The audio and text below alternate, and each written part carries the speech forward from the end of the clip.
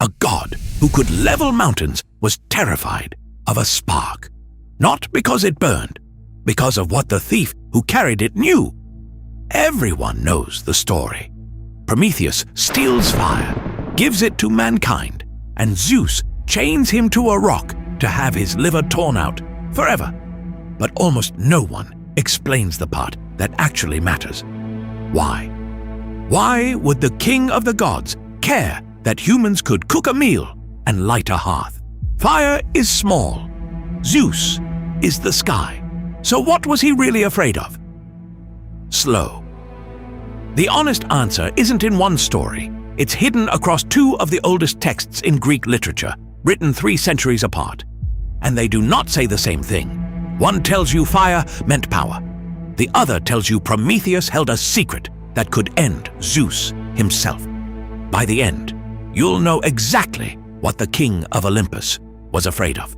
And it was never the flame. Our oldest source is Hesiod, a Greek farmer poet writing around 700 BCE, closer to the birth of Greek myth than to anyone who came after. In his Theogony, the trouble begins not with fire, but with a meal.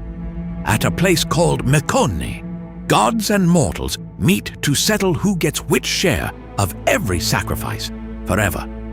Prometheus, whose name in Greek means forethought, carves up a great ox and lays out 2 portions. One is the good meat, hidden inside the ox's ugly stomach. The other is bare bones, dressed in glistening, tempting fat. Then he invites Zeus to choose. Zeus chooses the fat, and underneath it, bones. Hesiod is careful here. He says Zeus saw through the trick and chose the bones knowingly because he was already planning evil for mortals. Whether the king of gods was truly fooled or only pretended, that's the first place even Hesiod hedges. But the result is fixed forever. From that day, men burn bare bones for the gods and keep the meat for themselves. Prometheus had just rigged the cosmos in humanity's favor, and Zeus had not forgotten. Zeus's revenge for the trick at Mecone is immediate and cold. He takes fire away from mortals. No flame, no forges, no warmth. Humanity left shivering in the dark, exactly where Zeus wants them. Dependent, powerless, beneath the gods. And here is the theft everyone half remembers. Prometheus climbs to the heavens, hides a single ember inside the hollow stalk of a fennel plant, the narthex, and smuggles the fire of the gods back down to mankind.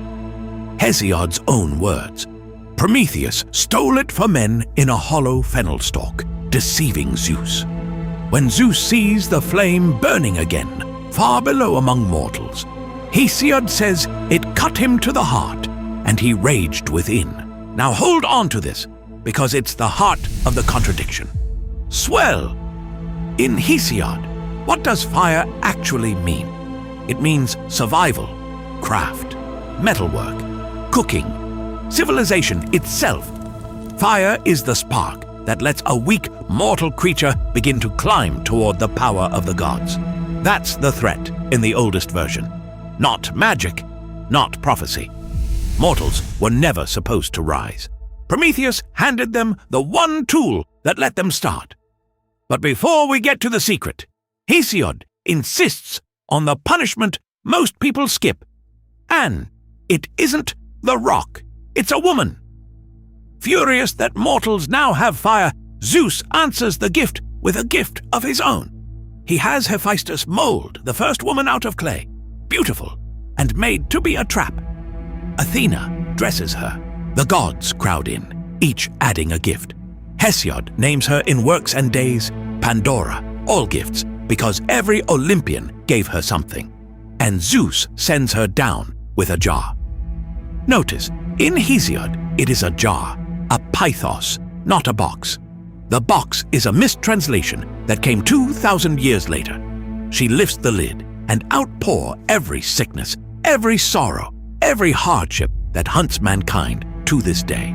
Only hope stays trapped under the rim. This is Zeus's true counterstrike in the oldest telling. You stole fire to lift mortals up, I send the flood of suffering to drag them back down. Fire and Pandora are two halves of one war, and Prometheus.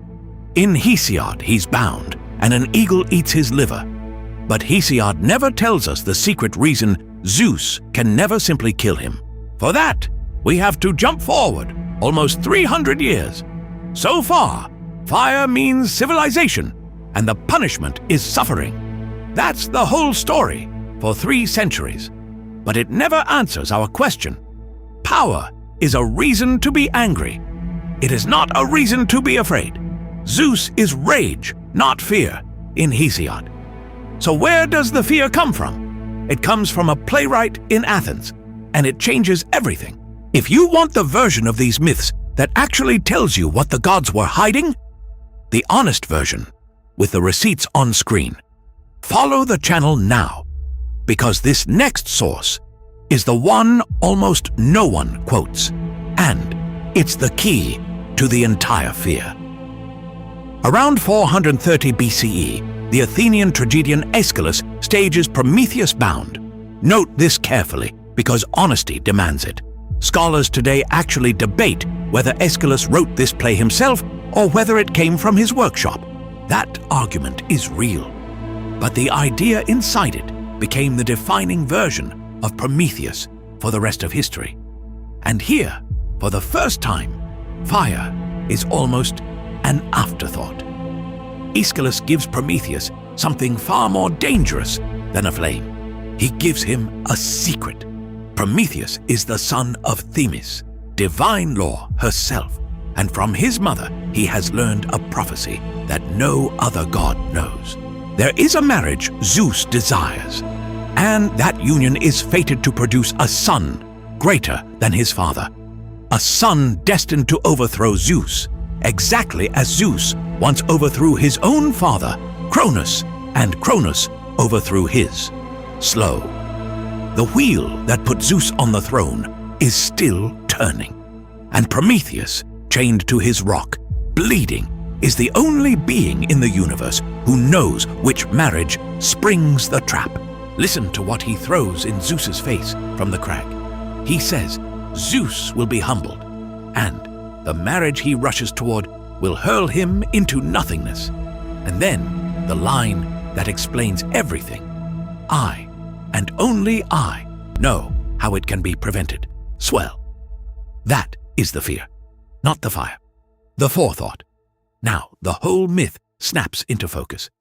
This is why Zeus cannot simply kill Prometheus, and why he never does. A dead titan can't be questioned. So Zeus binds him, has might and force, pin him, while Hephaestus, who pities him, hammers in the chains, and sets an eagle to tear out his liver each day, which grows back each night. So the torture is endless, and the prisoner stays alive. It's not only revenge, it's an interrogation that can last forever. Zeus sends messengers. He sends threats. Tell me the marriage to avoid. And Prometheus, racked, immortal, unbreakable, refuses. In Aeschylus, he says he would rather serve this rock than be Zeus's lackey. The king of the gods, master of the sky, is held hostage by a secret locked inside a body he cannot let die. That is the image the Greeks left us. Power on the throne, terror in its chest, because somewhere chained at the edge of the world is the one mind that knows the name of its undoing. So here is the honest version, with the sources kept separate, because they genuinely tell two different stories. In Hesiod, around 700 BCE, fire means power. Prometheus arms mortals with the spark of civilization, and Zeus's response is cold fury and a flood of suffering called Pandora. In this oldest layer, Zeus is angry. There is no secret prophecy and no fear. Then, roughly 3 centuries later, Aeschylus, or his workshop, the authorship is genuinely debated, adds the piece that makes the legend immortal. Prometheus knows the prophecy of the son who will dethrone Zeus, and he alone knows how to stop it swell. Put the two layers together, and you finally get the answer the title promised. Zeus feared fire because fire meant mortals could rise, and a creature that rises can one day reach the throne. And Zeus feared Prometheus far more because Prometheus knew exactly how that throne would fall. The flame was the symptom. The Titan's mind was the disease. The most powerful being in Greek myth spent eternity afraid, not of an enemy who could beat him, but of the one prisoner who already knew how. And maybe that's the oldest truth buried in all of it. The Greeks didn't make Prometheus a monster or a saint. His name means forethought, the power to see what's coming.